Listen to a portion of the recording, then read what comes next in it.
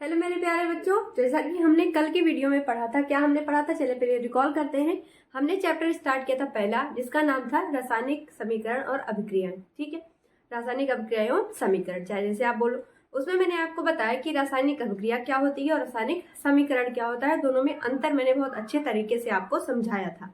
ठीक है, अब उसके बाद हमने पढ़ा जो रासायनिक अभिक्रियाएं होती है उसके प्रकार, कौन कौन से प्रकार होते हैं। उसी के साथ साथ हमने विकृत गंधिता पढ़ी थी, है ना। संक्षारण की जो संक्षारण होता है वो कैसे होता है, उस संक्षारण को आम भाषा में क्या बोलते हैं। अच्छा चलिए, आप एक क्वेश्चन का आंसर करके बताइए, संक्षारण को आम भाषा में हम लोग क्या कहते हैं। ठीक है, कल की वीडियो में मैंने इसको बताया था, बहुत छोटी सी चीज है, जल्दी से कमेंट करके बताओ। चलो अब हम इस वीडियो में पढ़ेंगे पहले जो कल मैंने पढ़ाया था संयोजन अभिक्रिया। तो याद रखिएगा, संयोजन में क्या होता है, योग होता है ना। और वियोजन में क्या होता है, कोई दो चीजें आपस में अलग होती हैं। ठीक है, अच्छा संयोजन अभिक्रिया में याद रखिएगा तो मैंने आपको बताया था। अब वियोजन में देखो तीन तरीके के वियोजन होते हैं। एक होता है उष्मीय अपघटन, एक होता है सूर्य का प्रकाश से अपघटन और तीसरा होता है विद्युत अपघटन। तीनों चीजों का एग्जाम्पल यहाँ पे मैं आपको आज बता रही हूँ। तीनों एग्जाम्पल को अच्छे से नोट कर लेना, क्योंकि देखो हो सकता है इसकी डेफिनेशन ना पूछी जाए, लेकिन यहाँ पे आपसे एग्जाम्पल के तौर पे रिएक्शन एक आध दो पूछी जा सकती है। या क्या होता है, कैसे प्राप्त करोगे, ये सब चीजें आपसे इस क्वेश्चन में ये चीजें पूछी जा सकती है। जो कि वियोजन के तीन टाइप में आता है। पहला क्या है, उष्मीय अपघटन, दूसरा सूर्य के जो प्रकाश होता है उससे अपघटन, और तीसरा होता है विद्युत अपघटन। उष्मीय अपघटन में याद रखिएगा CaCO3 का जब उसमें अपघटन होता है तो CaO और OCO2 यानी कि कार्बन डाइऑक्साइड में ये बदल जाता है। वहीं पर 2AgCl में क्या होता है, 2Ag और Cl2 में बदल जाता है। क्लोरीन गैस क्या निकलती है, बाहर निकलती है। ठीक है, इस साइन का मतलब क्या होता है, कोई भी जो गैस है वो निकल रही है। ठीक है, गैस निकलना, ये साइन का मतलब क्या होता है, गैस निकलना। जैसे मान लो ये क्या है, एस जो छोटा सा ब्रैकेट में लिखा जाता है, इसका मतलब होता है सॉलिड। ठीक है, अगला देखो विद्युत अपघटन में जब 2H2O ये जो है पानी है, जब इसका विद्युत अपघटन हम कराते हैं तो ये हाइड्रोजन और ऑक्सीजन अलग अलग गैसों में क्या हो जाती है, परिवर्तित हो जाती है। ठीक है, जो वियोजन अभिक्रिया थी उसमें तीन तरीके का जो समीकरण है उसको आप याद रखेंगे। ठीक है बच्चों, चलो फिर आगे अभी हम लोग को देखना है क्या, विस्थापन अभिक्रिया, जो कि क्या होगी, थर्ड अभिक्रिया होगी। ठीक है, कौन सी अभिक्रिया होगी, विस्थापन अभिक्रिया। तीसरा है हमें पढ़ना क्या, विस्थापन अभिक्रिया। ठीक है, तीसरा अभिक्रिया क्या पढ़ना है हमें यार, विस्थापन अभिक्रिया। देखिए विस्थापन अभिक्रिया में हमें क्या समझना है, नाम से ही समझ में आ रहा होगा। विस्थापन का मतलब क्या होता है, साधारण भाषा में रिप्लेस, क्या होता है बच्चों, रिप्लेस करना। ठीक है, अब विस्थापन अभिक्रिया में देखो दो तरीके से होता है, एक होता है एकल विस्थापन, एकल विस्थापन, और एक होता है उभय अपघटन। क्या होता है, पहला है और दूसरा यहाँ पे जो इसके सब टाइप है, दूसरा है क्या, उभय अपघटन। ठीक है, दोनों सब टाइप है इसके, किसके, विस्थापन अभिक्रिया के दो अलग अलग टाइप होते हैं। विस्थापन का मतलब क्या होता है, रिप्लेस करना, और एक इसके दो टाइप है, एक तो एकल विस्थापन है और एक उभय अपघटन है। विस्थापन का डेफिनेशन अगर लिखने को आए तो क्या लिखोगे, देखो जब कोई अधिक क्रियाशील तत्व जो होता है वो कम क्रियाशील वाले तत्व की यौगिक से उसका जो परमाणु है वो अगर अलग कर दे तो इसे क्या कहते हैं, हम सीधा सा विस्थापन अभिक्रिया के नाम से जानते हैं। समझ में आया, देखो एग्जाम्पल से समझो। आपके क्लास में क्या है, मान लो 50 बच्चे हैं, 50 बच्चे आपकी क्लास में पढ़ते हैं। अब इन 50 में से मान लो जो है एक कोई बच्चा मॉनिटर है, लेकिन वहीं पर इस बच्चे का नाम हम लिख लेते हैं क्या, अभय। ठीक है, लेकिन वहीं दूसरे बच्चे का नाम मान लो हम ले लेते हैं अनिल। ठीक, लेकिन अनिल जो है ये थोड़ा सा कमजोर है पढ़ने में, और जो अभय है वो तो मॉनिटर है ही है। लेकिन अनिल क्या करता है, वो थोड़ा सा पढ़ने में अपनी मेहनत करता है, रेगुलर टू रेगुलर बहुत अच्छे तरीके से वो पढ़ाई करता है, और जब उसका रिजल्ट आता है तो पता चलता है कि वो अभय से भी ज्यादा उसके मार्क्स आ चुके हैं। उसके बाद उसकी जो क्लास टीचर होती है वो अनिल को क्या बना देती है, मॉनिटर बना देती है। ठीक, तो इसने क्या किया, अनिल ने अभय का स्थान ले लिया ना, लिया। तो यही सेम तरीका इसमें क्या होता है, इसी को हम कहते हैं केमिस्ट्री में विस्थापन अभिक्रिया। समझ में आ गया ना, बहुत अच्छे तरीके से साधारण भाषा में समझते चलिएगा। ठीक है, देखो अब विस्थापन अभिक्रिया समझ गए तो एकल विस्थापन क्या होती है, मतलब जो तत्व विस्थापित हो रहे कोई एक चीज क्या होती है, रिप्लेस होती है, और नया जो तत्व है उसके स्थान को ग्रहण कर लेता है। For example CuSO4 plus Fe। जब इसका रिएक्शन होता है तो ये जो Cu है ये जो है Fe जो है ये Fe है वो Cu को SO4 से रिप्लेस कर देता है। तो नया क्या प्रोडक्ट बन जाता है? FeSO4। क्या बन जाता है? FeSO4 बन जाता है और Cu क्या हो जाता है? SO4 से अलग होके एक अलग प्रोडक्ट बनता है और ये क्या हुआ? एक नया प्रोडक्ट बन गया। तो ये किसका एग्जाम्पल हो जाएगा? एकल विस्थापन का। कोई एक चीज रिप्लेस हुई ना, CuSO4 में से Cu रिप्लेस हो गया और इसकी जगह किसने ले ली? Fe ने ले ली और Fe जो है FeSO4 बना लेता है और ये जो Cu है ये अलग हो जाता है। ठीक है बच्चों, अब देखो अगर हम कहें उभय अपघटन में क्या होता है, यानी कि अगर इसका नाम रखें तो इसको हम द्विविस्थापन के नाम से भी जान सकते हैं। क्या जान सकते हैं? इसको द्विविस्थापन हम इसको कह सकते हैं। अब इसमें क्या होता है, देखो ध्यान से देखना, इसमें द्विविस्थापन में दो चीजें आती हैं, दो चीजों को रिप्लेस कर देती हैं और वापस से नया प्रोडक्ट बनाती हैं। यहाँ पे दो रिप्लेसमेंट्स होते हैं। एकल विस्थापन में कोई एक चीज हटती है। द्विविस्थापन का एग्जाम्पल देखो, Na2SO4 प्लस BaCl2 जब आपस में ये रिएक्ट कर देते हैं, ध्यान से देखिएगा, SO4 और Ba ये आपस में एक दूसरे से मिल जाते हैं। Na2 और Cl2 ये एक दूसरे से मिल जाते हैं। देखो दो चीज रिप्लेस हुई ना, Na2 रिप्लेस हुआ और Ba रिप्लेस हुआ। Na2 ने Cl के साथ अपना जो संबंध है वो बना लिया और BaSO4 आपस में ये अलग हो गया। तो यहाँ पे क्या बना? BaSO4 प्लस 2NaCl, क्योंकि दो Cl भी दो है, Na भी दो है, तो यहाँ पे दो कॉमन लिख लेते हैं और NaCl को एक साथ रख देते हैं। तो क्या बन गया? BaSO4 और 2NaCl। ये एग्जाम्पल किसका हो गया? द्विविस्थापन का, या फिर इसी से हम कहते हैं उभय अपघटन अभिक्रिया। अब आपसे जो है एक मतलब बहुविकल्पीय में भी या फिर वेरी शॉर्ट क्वेश्चन आंसर में ये इस तरीके से पूछा जा सकता है कि उभय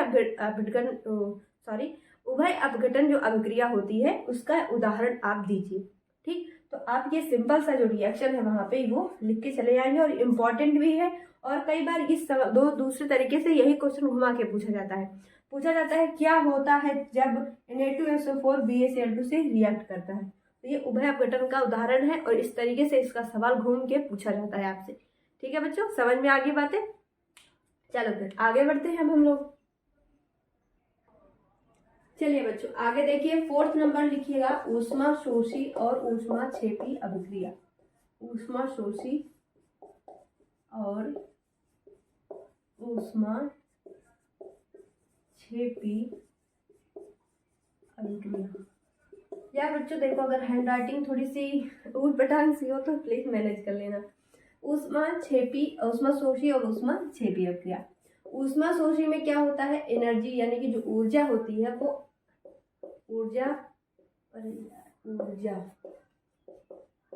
की कमी होती है। ठीक है, क्या होती है? ऊर्जा की कमी होती है। वहीं ऊष्मा छेपी अभिक्रिया में क्या होता है? ऊर्जा की वृद्धि या हम कह सकते हैं ऊर्जा निकलती है। दोनों में ये आपसे डिफरेंस भी पूछा सकता है 2 नंबर में। ठीक है, दोनों में अंतर क्या है?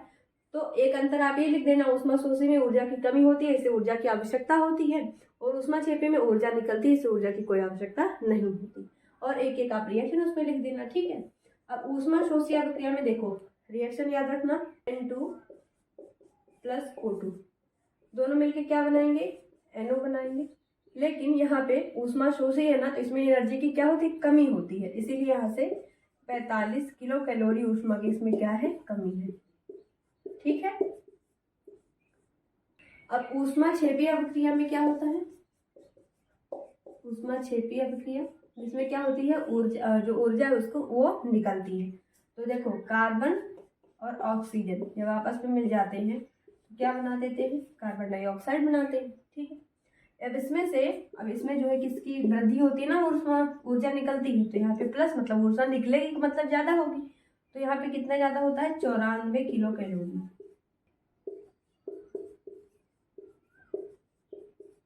ठीक है बच्चों, समझ में आ गई इतनी बातें?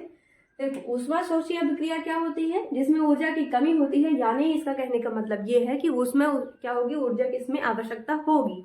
कमी मतलब माइनस से रिलेट कर लो कमी। ठीक है, अब इसमें जो रिएक्शन है वो क्या है? बहुत साधारण से मैंने आपको लिखा दी है, N2 plus O2 2NO minus 45 kilo calorie. अब वहीं पर ऊष्मा छेपी की हम बात करें तो इसमें क्या होता है? ऊर्जा निकलती है, यानी कि इसमें ऊर्जा की वृद्धि होती है, यानी इसमें ऊर्जा पहले से ही होती है, जिस वजह से ये निकलेगी। तो ऊष्माक्षेपी में कार्बन और ऑक्सीजन जब आपस में मिलते हैं तो क्या बनता है, कार्बन डाइऑक्साइड, और 94 किलो कैलोरी ऊष्मा निकलती है। ठीक है, यहाँ तक अभी तक समझ में आ गया आपको। अभी तक हमने क्या क्या कौन कौन सी पढ़ी, चलिए यहाँ पे एक बार लिख लेते हैं। हमने पढ़ा संयोजन अभिक्रिया, रिवाइज करते चलो।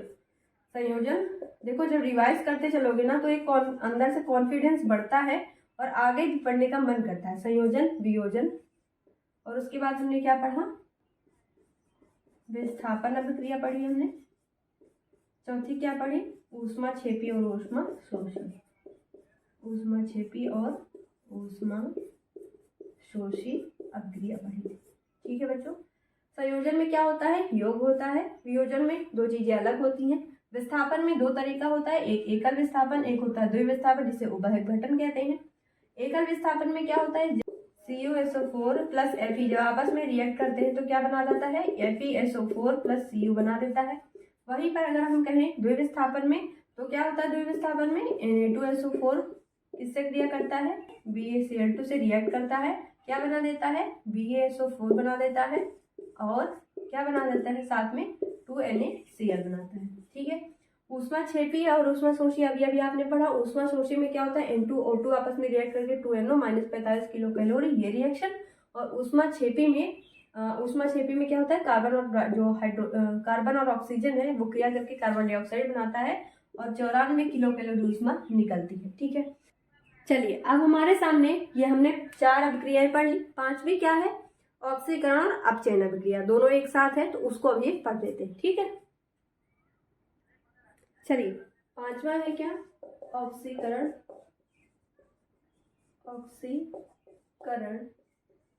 तथा अपचयन अभिक्रिया। अगर अभी तक आप इस वीडियो में बने हुए हैं तो इसका यही मतलब है कि आप बहुत अच्छे बच्चे हैं, पढ़ाकू बच्चे, मतलब आपको पढ़ना है। जो बच्चे वीडियो को स्किप कर देंगे समझ लो उन्हें क्या क्या छूट गया उनका। तो देखो ऑक्सीकरण पहली बात करते हैं, इसमें क्या होता है, देखो ऑक्सीकरण ना इस नाम से ही देखो ऑक्सीकरण से एक चीज समझ में आ गई, इसमें क्या होता है, ऑक्सीजन का संयोग। ठीक, ऑक्सीजन का संयोग है तो क्या होगी, हाइड्रोजन पृथक होगी, हाइड्रोजन पृथक होती है। ठीक है, दो चीजें समझ में आ गई। सेम इसी का उल्टा अपचयन भी होता है, अभी देखो सामने आके दिखाऊंगी दोनों। तीसरा, इसमें जो है धन विद्युतीय अवयव में वृद्धि होती है, ठीक। और चौथा है ऋण विद्युतीय अवयव में कमी होती है, ऋण विद्युतीय अवयव के अनुपात में वृद्धि, यहाँ पे अवयव के अनुपात में कमी होती है, अनुपात में कमी होती है। ठीक है बच्चों, अच्छा ये ऑक्सीकरण हो गया। अब चेन में देखो जस्ट इसी का अपोजिट हो जाएगा, यहाँ पे क्या होता है ऑक्सीजन का संयोग, तो यहाँ पे क्या हो जाएगा ऑक्सीजन की कमी। ठीक है, क्या होता है ऑक्सीजन की कमी होती है। दूसरा डेफिनेशन चलो ब्लैक से लिखते हैं। और हाइड्रोजन, यहाँ पे देखो हाइड्रोजन अलग होता है तो यहाँ पे हाइड्रोजन का संयोग होता है। क्या होता है, हाइड्रोजन का संयोग होता है। तीसरा देखो सेम इसी से बना के लिखना है, धन विद्युतीय अवयव में के अनुपात में यहाँ वृद्धि हो रही है तो यहाँ क्या होगी कमी, तो यहाँ लिखेंगे धन विद्युतीय अवयव के अनुपात में वृद्धि होती है, धन विद्युतीय अवयव के अनुपात में क्या होता है कमी, अनुपात में कमी होती है। ठीक, चौथा डेफिनेशन क्या है, यहाँ देखो ऋण विद्युतीय अवयव के अनुपात में कमी, तो यहाँ क्या हो जाएगा वृद्धि, तो यहाँ लिखेंगे हम क्या ऋण विद्युतीय अवयव के अनुपात में वृद्धि होती है, ऋण विद्युतीय अवयव के अनुपात में वृद्धि होती है। ठीक है बच्चों, आपको अलग अलग हो सकता है। देखो अब दो तरीके से यहाँ सवाल पूछा जा सकता है। देखो कितने टाइप के सवाल यहाँ से बनेंगे, एक तो ये शॉर्ट क्वेश्चन बन गया, आपका बन गया, दोनों में डिफरेंस पूछ लेगा, शॉर्ट क्वेश्चन बन गया। पर अब देखो एक नंबर में क्या पूछा जा सकता है बहुविकल्पीय में, ऑक्सीकरण में क्या होता है। ऑप्शंस अलग अलग दे दिए जाएंगे तो आपको पता है क्या होता है, ऑक्सीजन का संयोग। यहाँ से इस तरीके से अपचयन में भी पूछा जा सकता है, अपचयन में क्या होता है, हाइड्रोजन का संयोग होता है। 2 नंबर में कैसे पूछा जाएगा, ऑक्सीकरण में कौन सी गैसें अलग होती हैं, या फिर ऑक्सीकरण का आप डेफिनेशन बताइए, या फिर अलग अलग इसी तरीके से ऑक्सीकरण और अपचयन दोनों का आपसे डेफिनेशन पूछा जा सकता है। ये हो गया 2 नंबर में। वेरी शॉर्ट क्वेश्चन आंसर में इस तरीके से सवाल बन सकते हैं। तो 3 तरीके के इसमें सवाल बने, एक वेरी शॉर्ट, एक शॉर्ट और एक ऑब्जेक्टिव टाइप क्वेश्चन, तो विकल्पीय प्रश्न जिसमें क्या होते हैं, अलग अलग ऑप्शंस आपको दिए जाते हैं। ठीक है, समझ में आ गई बात। यहाँ तक अभी तक अगर कोई भी डाउट है कमेंट बॉक्स में फटाफट अपना डाउट लिखिए। अगर डाउट नहीं है तो एक बार वीडियो को शेयर कर दीजिएगा और वीडियो को लाइक कर दीजिएगा। ठीक है बच्चों, आप अगर अच्छा रिस्पॉन्स करते हो तो मेरे अंदर में एक मोटिवेशन आता है आपके लिए अच्छा वीडियो बनाने का, इसीलिए वीडियो को शेयर जरूर कर देना। Thank you, bye.